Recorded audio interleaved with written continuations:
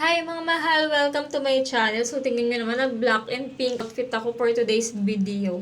Feeling sexy yan. Kasi nga pupunta tayo sa Miniso para dun sa launch ng Blackpink The Game. Siyempre, bibili tayo ng merch at magvi-video din dun. Sana hindi pa ganun kadaming tao kasi magte-10:30 na.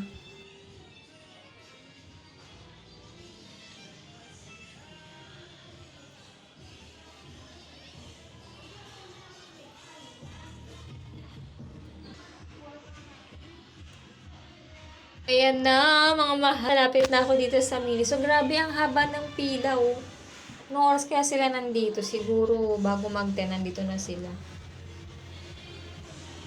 So, dapat sanayin ko na yung sarili ko na tumayo tsaka pumila kasi para pag nanood ako ng concert. So, hintay-hintay lang tayo mga mahal.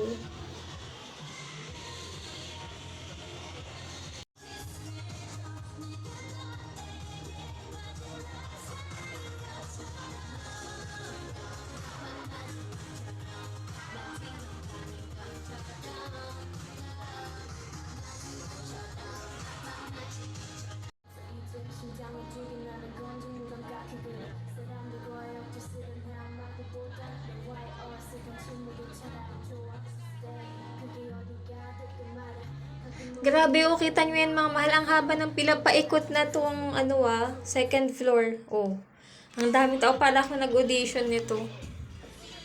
So, pero konting tiis na lang mga mahal at makakapasok na tayo sa loob. La, grabe, ang ganda talaga.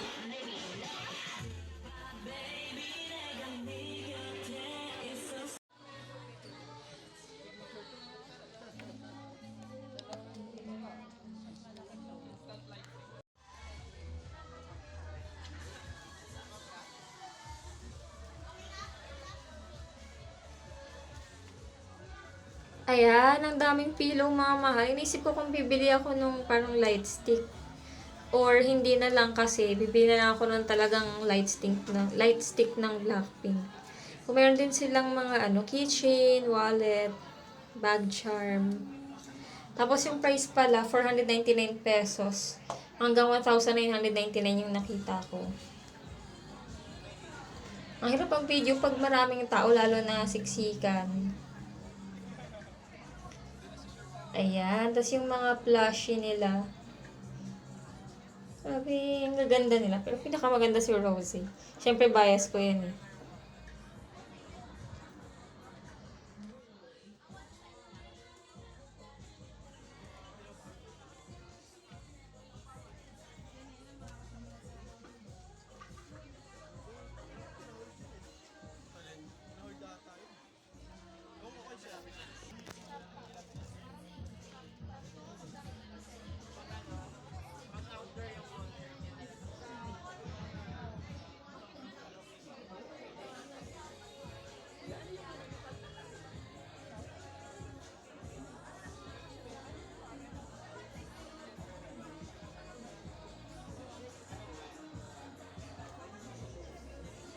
Ang ganda ng pillow na pink yung bilog. Pero parang ang ganda rin ng black. Iba kasi yung dating niya. Tapos may mga t-shirt din pala sila. May crop top, bucket hat, tsaka yung cap.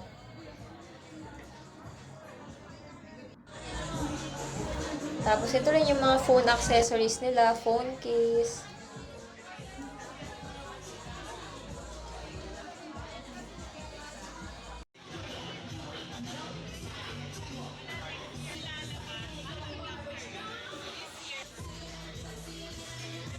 First time kong bumili sa Miniso mga mahal. At grabe, ang ganda pala dito kasi very organized sila mga mahal. Kinokontrol nila yung pagpasok ng tao kaya hindi siya crowded. Though siksikan konti, pero kahit pa paano naman, makakagalaw ka at makakapili ka rin ng mga gusto mong items.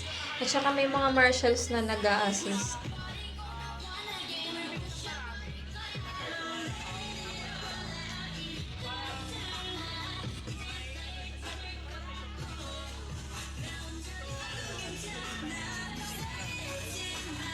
Ngayon lang, salamat sa panonood. See you on my next video. Bye!